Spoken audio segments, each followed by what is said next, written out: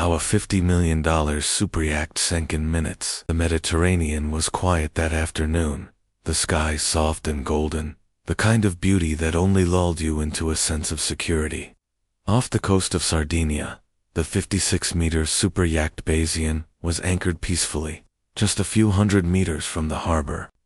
To the casual eye, it was the picture of serenity, its sleek white hull shimmering, sun decks glistening, and the gentle hum of luxury life echoing in the background.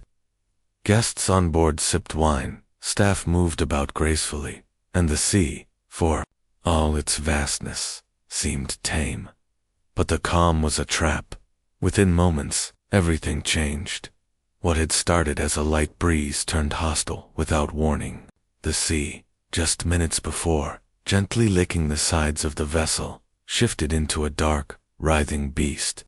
A violent downdraft swept down from the hills, colliding with moist, warm air from the coast, a perfect recipe for a microburst, one of the deadliest and least predictable meteorological phenomena in the world. In seconds, the wind surged to over 100 kilometers per hour. Crew members shouted. Plates crashed. Panic started to ripple through the decks like a pulse of dread. A wall of water and air smashed into the Basian. The yacht tilted unnaturally, like a skyscraper caught in an earthquake. Glass shattered. Awnings ripped away. One crew member would later say it was as if the sea had suddenly tried to inhale the boat whole. Guests scrambled for cover. Others froze. The captain issued a mayday, his voice tight with disbelief. They had weather data, they had charts, but nothing warned of this. Nothing had prepared them for a storm that would materialize from a clear sky in less than 2 minutes. As the yacht leaned hard to port, everything on deck shifted violently. Furniture tumbled into the sea. People were thrown overboard like rag dolls. Inside, water flooded through open doors and broken windows, pouring into the lower decks with unstoppable force. The hull groaned, a sickening, metallic cry, as its structural limits were pushed beyond design. In just over 3 minutes, the Basian capsized. 16 people were now in the sea. Some clung to debris. Others tried to swim, calling out in panic and confusion. Life jackets had been stowed. There was no time to put them on. Some survivors later recalled hearing nothing but the sound of the wind howling like a train, and the groans of the yacht's last breath before it disappeared beneath the waves. Nearby, a small fishing boat watched in horror. The crew, stunned, radioed for help and sped toward the wreckage. They managed to pull several survivors from the churning waters, including 2 who had been trapped under debris for over 7 minutes. Other vessels from the nearby marina quickly followed, forming an impromptu rescue fleet. Local authorities launched a full-scale response within 15 minutes. Helicopters hovered over the area, scanning for movement in the water. Divers were dispatched. Miraculously, no lives were lost. But the trauma, the shock, and the unanswered questions remained. What caused this sudden storm?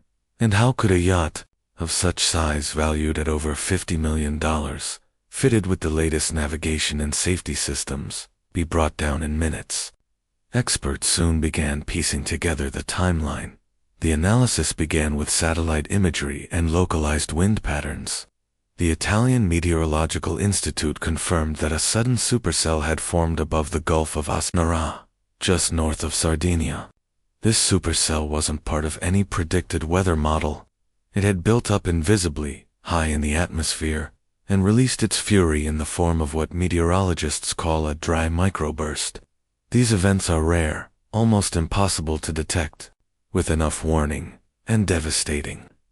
A dry microburst strikes like a hammer, a column of dense air plunging downward and flattening anything in its path. In the case of the Basian, the yacht had anchored near a funnel point where winds accelerated. As they descended between 2 mountain ridges, the surrounding cliffs, beautiful in the distance, acted as natural amplifiers. Wind speeds already aggressive doubled as they channeled through the rocky terrain before slamming into the harbor zone. The yacht's position, usually ideal for shielding against ordinary winds, had made it a target for this freak phenomenon.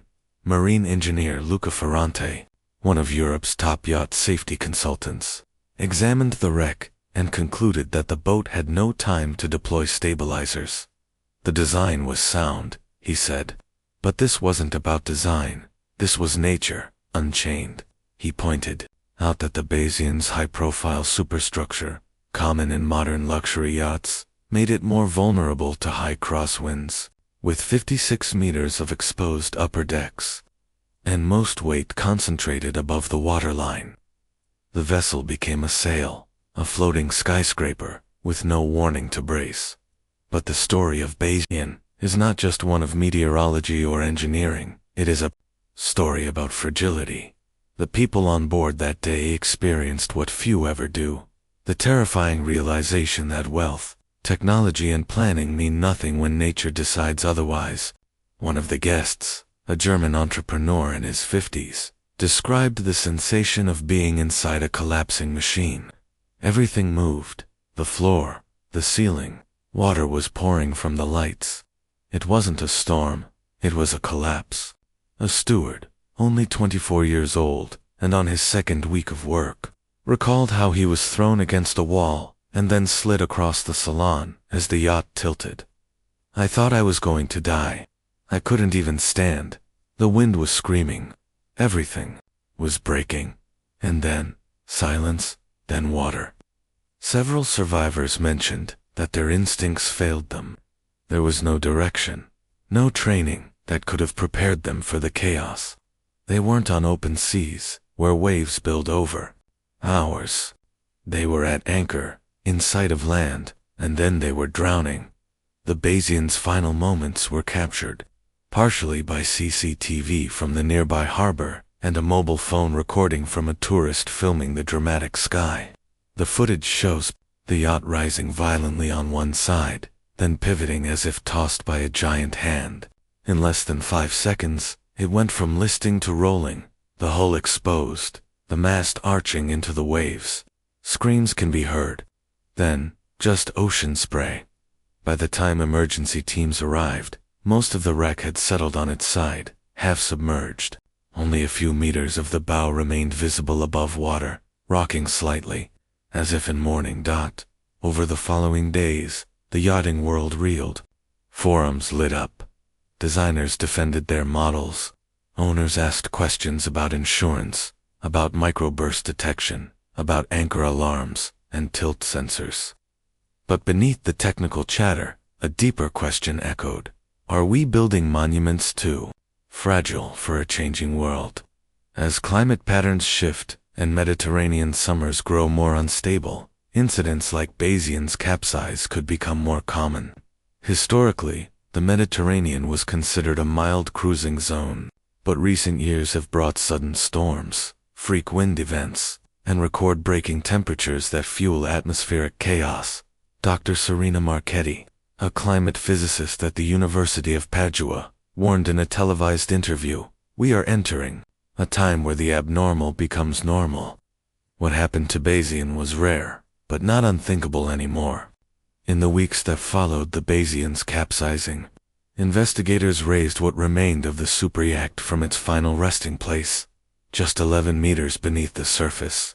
Cranes, divers, and marine engineers worked around the clock to stabilize the vessel and begin forensic analysis. The damage was extensive: warped metal, flooded engines, snapped communications lines. But none of it told them anything they didn't already know. The cause was clear: a sudden, violent act of nature no human foresight could have fully anticipated. Not yet, at least. The insurance company classified it as an extraordinary meteorological incident. Lawyers debated over liabilities. Yacht builders quietly reviewed their hull designs and revised guidelines for stability in port.